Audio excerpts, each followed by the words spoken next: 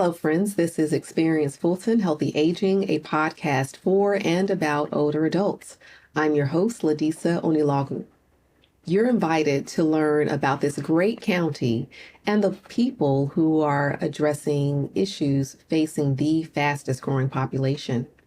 We're all aging, so why not do it in the healthiest and most engaged way possible? So welcome and let's get started. We are continuing our series on elder fraud and abuse. And if you haven't checked out our last episodes, be sure to check us out on the FGTV YouTube channel. Today, we're talking about another topic in the area of abuse, that's coercive control. And joining me today is Audrey Shoemaker with Fulton County Animal Services and Jill Hollander with the DA's office for Fulton County government. So welcome. Thank you so much for having me. Thank you.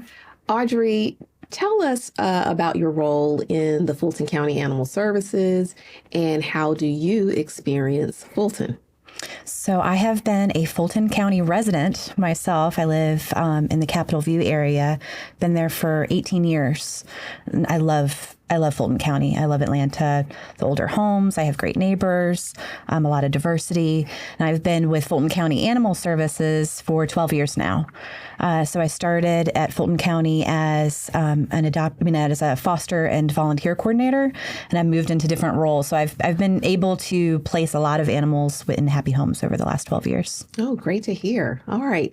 And Jill, you're not a stranger to Experience Fulton Healthy Aging. So just tell our guests again who might not know you, your role in Fulton County. Sure. I am a deputy district attorney, which means that I am the supervising attorney over our animal cruelty and elder abuse unit, serving under Madam DA Fonnie Willis here in the Fulton DA's office.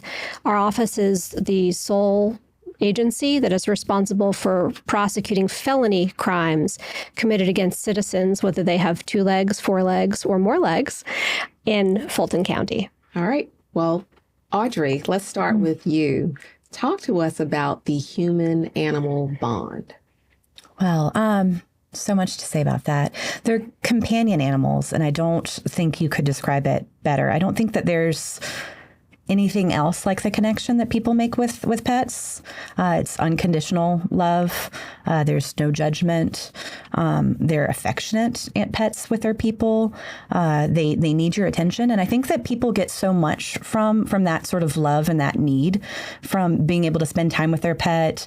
You can take them for walks. You can really, I've seen so many different very close bonds over the years. Okay. All right. I'm going to throw out a couple of dots, and then as our viewers and listeners stay with us, they'll see the connection. So Jill, Laura Richards is a criminal behavioral analyst, and she helped to pass the coercive control laws in the UK a few years back. And she made the following statement, and I want to get your reaction, and then just talk to us about the DA's role and how you all address and prosecute these types of cases. But she said that, let me make sure I've got it right. Abuse is a pattern, a war of attrition that wears a person down. What's your reaction to that? It's absolutely accurate. Coercive control, especially when dealing with our elders, is finding that thing that is the most important to them. It could be their home, it could be an activity that they love to do, or very likely it is their animal. It is what they love. It is the thing that gets them out of bed in the morning. It brings them joy in life. It allows them to be who they are. And coercive control is when an abuser comes in and exploits that thing in a manner to control the person. It very slowly will wear that person down, and it will allow the abuser to seize control over that elder in a manner to achieve the goal of the abuser, and often at the detriment of the senior. What we try and do is we try and get out into the community to talk to people, to make our law enforcement, our agencies, our partner agencies, really anyone that we can speak to to help them to identify the beginnings of these seeds so that we can intervene and assist the person in breaking free from that cycle before the control takes hold, before that animal is harmed, before that human is harmed. Okay, great. How did the two of you all get to know each other? We prosecute our animal cruelty cases. Fulton County Animal Services has an excellent job in identifying, in investigating, and bringing those cases to a point that we are able to achieve justice for the animal victims that are in Fulton County. They also are responsible for the veterinary care, for the housing, and very often, happily, the rehoming of the animal victims of our cases so that they can move on to their forever home and happy lives. Okay. So Audrey, as far as the forever home goes, and of course this is a show for older adults, do you see a trend or a pattern of a certain age group, people becoming pet owners at different stages in life? Is it not common for older adults, or does that matter? No, I love when older adults come and adopt. They get so much out of having a pet at home. My grandfather, actually, my parents' dog was my grandfather. He passed at 96, and it was his reason for getting out of the bed. He couldn't talk about my parents' dog without crying because he loved her so much. They had an incredible connection. So I'm a huge fan of older adults taking home new pets. Do consider maybe what your support system would look like in helping you care for the pet. But I think that there's only benefits to having a furry friend at home. Okay. And so I wanted to kind of highlight the joy in it, because no one's ever thinking about abuse when they come to Fulton County Animal Services. And they're definitely not thinking about, hey, I may wind up meeting Jill one day, but let's talk about how difficult it is to detect the signs, Jill. What should, let's say, a neighbor or a family member be aware of to talk to their family member who may be an older adult, who's possibly experiencing this, but just maybe in disbelief and shock? I think that if you know what to look for, it's something that does become very glaringly obvious once it starts. It's going to be a conversation where someone is starting to talk about getting rid of their beloved animal because a family member has put conditions on them. Usually those conditions are going to be at the benefit of that family member and not the elder. We also have seen cases where an animal that is generally incredibly well cared for, is secured, starts getting out. These are situations where someone who is coming into the home maybe wants to move in, maybe wants to convince the elder that the elder needs them in order to continue to live independently. And this person is intentionally allowing that animal to get out, whether it's through an open gate in the backyard, a garage door that's open, somehow convincing the elder that they are becoming forgetful to the detriment of the animal that they love so much. Because we know, just like with the storms that we have seen, with fires, these natural catastrophes, people will put themselves in harm's way to care for their animal. Domestic violence victims won't go to shelters unless they can take their animal with them. And we're very lucky that we have shelters in Fulton County that can take care of animals.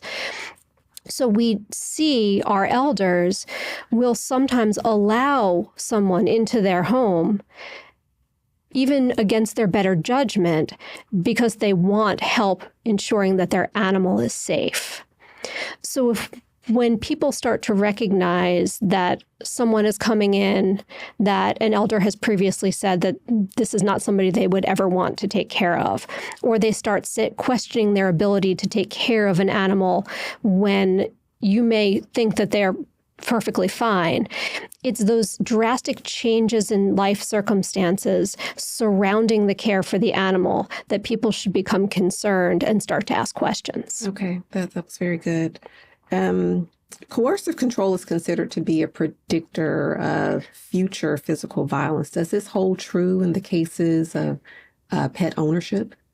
Absolutely. It may not always be physical with elder abuse. It may also become financial, but that animal is almost always first.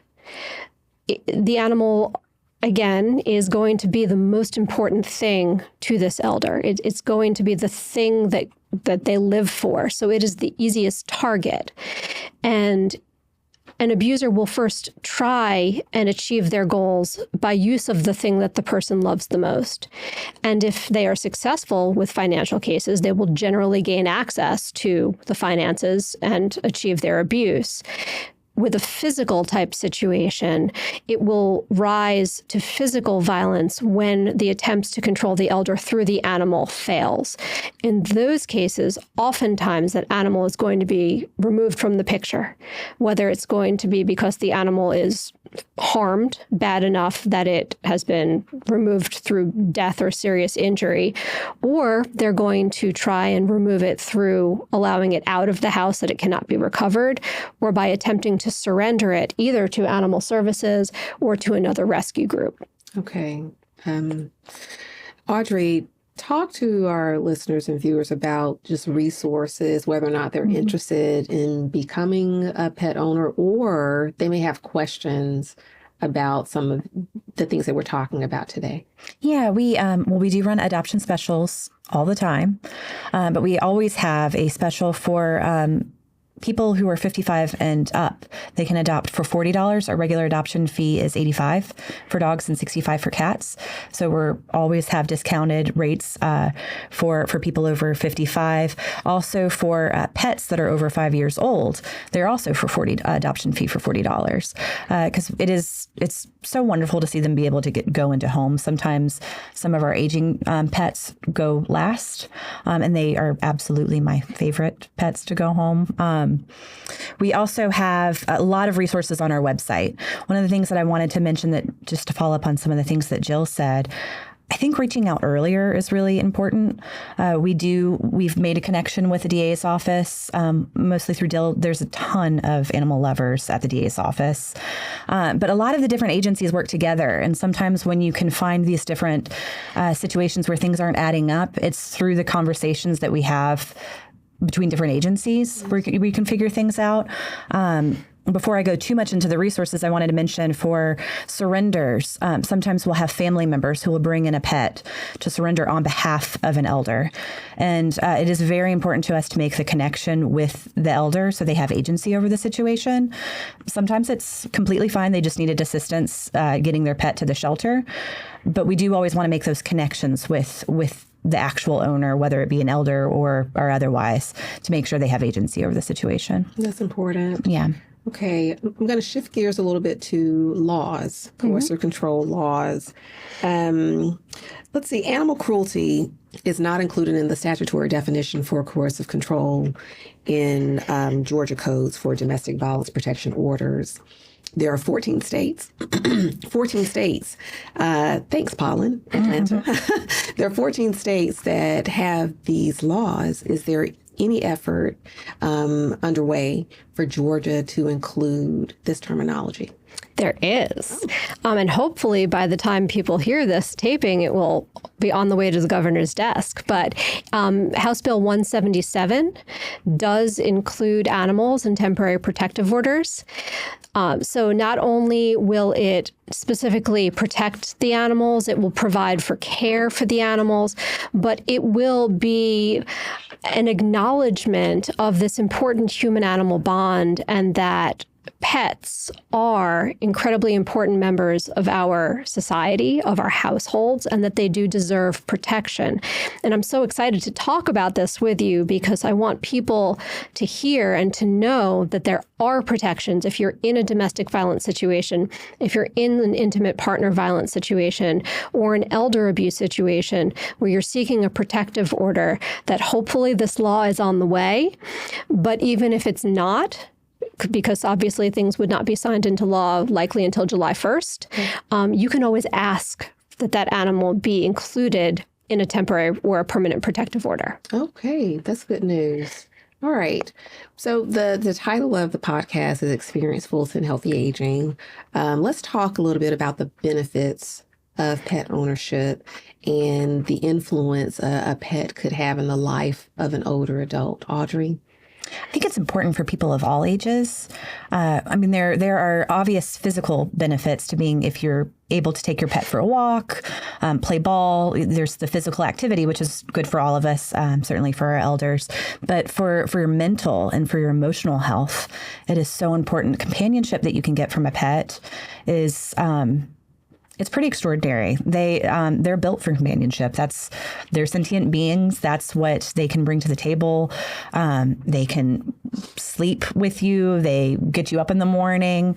They need to love. And I think having a pet that needs you and that needs affection, needs your attention, it gives so much back to us. We really need that in our lives.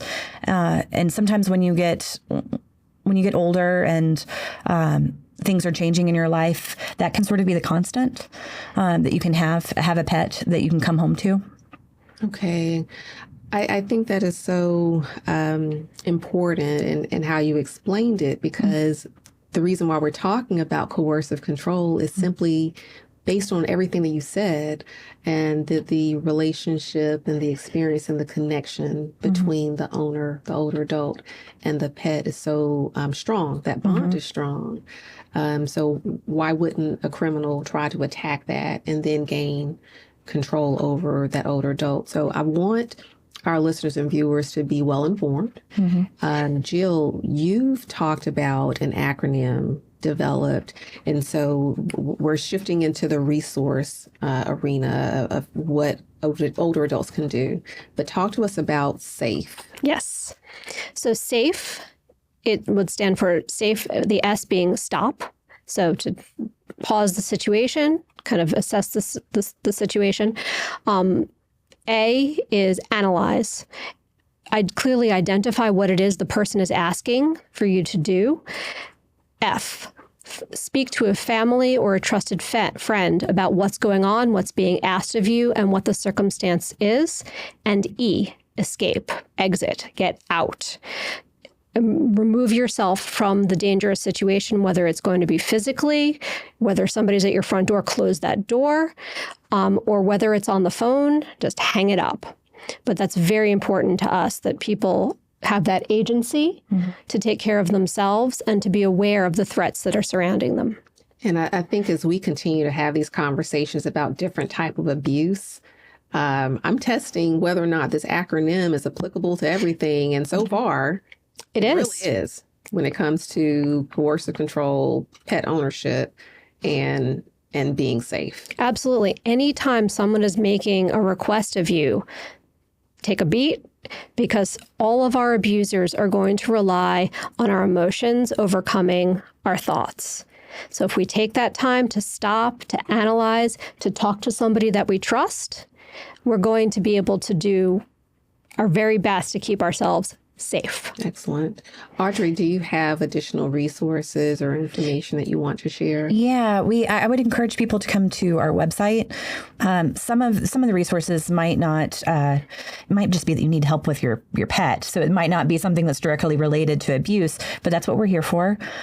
So we do have free pet food at our shelters. There's a lot of different programs that we're aware of that can do delivery if that's something that you need.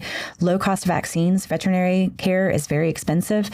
And that's one of the easy ways that people can get in and gain a little bit control is by mentioning that they can help you get your pet to the vet and different things like that. We see that.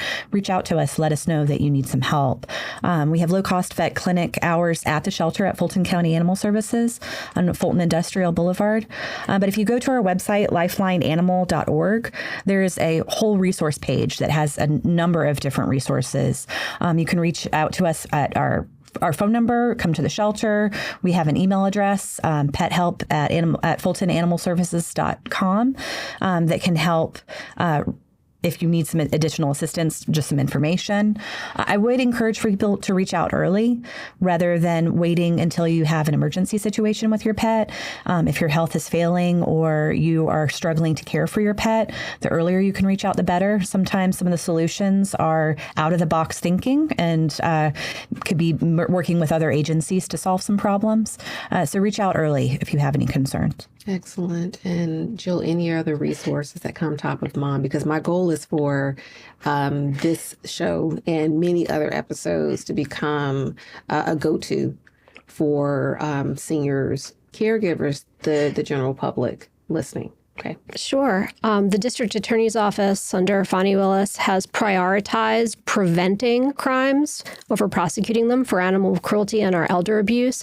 So for that, we go out into the community as much as we possibly can to get this information out, to speak to our citizens, to make sure that they are empowered to protect themselves and protect the rest of the community. So if anyone is interested in having the DA's office come out and speak to their religious organization, their homeowners association, their community, their assisted living facility, whatever it is, we would love to come out and have that conversation about what their concerns are and how we can speak to them. So we would ask that people reach out to our multidisciplinary team coordinator, Christian Williams. His phone number and his email address should be up on the screen. Okay. Well, thank you all so much. Thank you both for joining today and sharing valuable information to our listeners. And I think we had talked before about the connection and how unique Fulton County government is in connecting the DA's office in prosecution or the prevention with animal services. And so I think our talk today proves exactly why you made that connection. We're the only ones in the country that do this, and it's because of the amazing partnership that we have with our law enforcement, with animal services, and with the other county agencies that allow it. Audrey, Jill, thanks so much. Thank you. Thanks for tuning in to Experience Fulton Healthy Aging, an original podcast brought to you by the Fulton County Government Department of Senior Services. We hope that you will save this and continue to listen to it over and over again. Make sure you follow us on the Fulton County FGTV YouTube channel, and make sure you share this with those that are following you.